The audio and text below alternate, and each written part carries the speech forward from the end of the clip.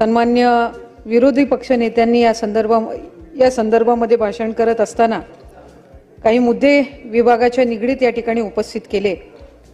अध्यक्ष महोदय, महिला व बाल विकास विभागाअंतर्गत सन 2023-2024 मध्ये 6517.48 कोटी इतका निधी हा अर्थसंकल्पामध्ये प्राप्त झाला आणि त्यापैकी साधारणपणे 80% अधिक निधी हा विभागाने खर्च केलेला आहे।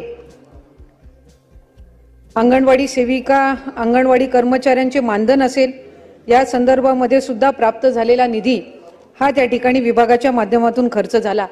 मधल्या कालावधीमध्ये साधारणपणे 3 महिने अंगणवाडी सेविका, कर्मचारी, मदतनीस हे त्यांच्या विविध मागण्यांच्या संदर्भामध्ये त्यांचं उपोषण त्यांनी त्या ठिकाणी सुरू ठेवलेलं असल्यामुळे त्या कालावधीतलं मानधन वगळता कुठलंही मानधन या ठिकाणी अंगणवाडी सेविका किंवा मदतनीस यांचं थांबवण्यात आलेलं नाही।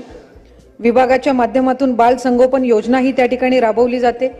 या बाल संगोपन योजनेअंतर्गत सन 2023-2024 मध्ये जी तरतूद विभागाला उपलब्ध झालेली होती ती 190.43 कोटी इतकी त्या ठिकाणी तरतूद उपलब्ध झाली होती आणि साधारणपणे उपलब्ध झालेली तरतूद ही विभागाने खर्च केलेली असून लाभार्थ्यांची संख्या ही 1,03,497 इतकी आहे।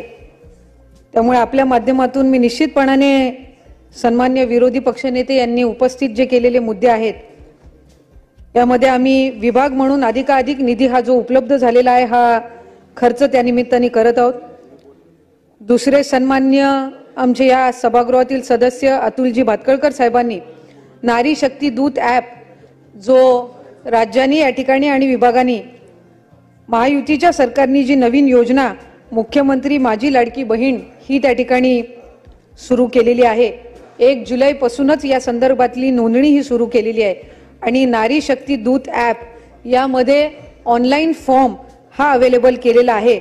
यामध्ये GR पहिला इश्यू केल्यानंतर, शासन निर्णय निर्गमित केल्यानंतर काही सुधारणा त्यामध्ये करण्यात आलेली आहे आणि ज्या सुधारणा करून तिथं आम्ही ते ॲप अजून अपडेट करत आहोत। आणखीन काही सूचना सुद्धा आलेल्या आहेत, त्यामुळे त्या सुद्धा या ॲपवर आपण लवकरात लवकर अपडेट करून या ॲपची क्षमता सुद्धा या एका आठवड्याभरातच ॲपच्या ज्या काही सर्व तांत्रिक बाबी आहेत त्या निश्चितपणाने सोडवल्या जातील। या व्यतिरिक्त जिल्हा बँकेतल्या ज्या अकाउंट असतील किंवा पोस्टच्या ज्या अकाउंट्स असतील हे सुद्धा त्या ठिकाणी ग्राह्य धरल्या जाणार आहेत। त्यामुळे त्या संदर्भामध्ये सुद्धा मी अध्यक्ष महोदय आपल्या अनुमतीने या ठिकाणी सभागृहातील सदस्यांना माहिती देऊ इच्छिते। सन्मान्य सुनील प्रभू साहेबांनी लाडली बहीण योजनेअंतर्गत काही त्रुटी आहेत त्या दूर केल्या जातील का, ॲपच्या संदर्भातलाच त्यांनी विषय या ठिकाणी नमूद केला। त्याच्यामुळे मी आत्ताच आपल्या उत्तरामध्ये सांगत असताना ज्या ज्या काही ॲप मधल्या सुधारणा आहेत आम्ही पोर्टल सुद्धा त्याचं डेव्हलप करत आहोत। त्याच्यामुळे पुढच्या एका आठवड्याच्या कालावधीमध्येच पोर्टल सुद्धा हे निश्चितपणाने उपलब्ध असणार आहे। त्यामुळे ऑनलाईन मोबाईल ॲप सहितच पोर्टलवर सुद्धा आता फॉर्म उपलब्ध होणार आहे। ऑफलाईन फॉर्म स्वीकारण्याची सुद्धा प्रक्रिया ही गतीने सुरू आहे आणि साधारणपणे 15 लाखापेक्षा अधिक ऑनलाईन फॉर्म्स हे ऑलरेडी पात्र फॉर्म्स हे ॲपवर रजिस्टर झालेले आहेत। या व्यतिरिक्त यामिनीताईंनी या ठिकाणी भिक्षेकरी गृहामध्ये जी काही कमतरता आहे, चेंबूर येथील भिक्षेकरी गृह असेल यामध्ये असणाऱ्या ज्या काही त्रुटी आहेत किंवा तिथं ज्या काही समस्या आहेत या आपण सोडवणार का या संदर्भामध्ये या ठिकाणी मुद्दा उपस्थित केला। सन्मान्य सदस्य महोदयांनी या ज्या सूचना या ठिकाणी दिलेल्या आहेत निश्चितपणाने त्या सूचनांना अनुसरून विभाग हे पावलं उचलेल आणि त्या संदर्भातला एक स्वतंत्र अहवाल किंवा रिपोर्ट सुद्धा यामिनीताई आपल्या कार्यालयापर्यंत पोहोचवला जाईल। काही सदस्यांनी या ठिकाणी सन्मान्य सदस्यांनी उपस्थित केला की या मुख्यमंत्री माझी लाडकी बहीण या योजनेमुळे इतर कुठल्या महिला व बालविकासच्या योजनेंवर काही त्याचे नकारात्मक पडसाद उमटतील का किंवा इतर योजना कार्यरत राहतील का। त्यामुळे ही एक स्वतंत्र योजना आहे। आधीच कार्यरत असलेल्या योजनांवर याचा कुठलाही त्या ठिकाणी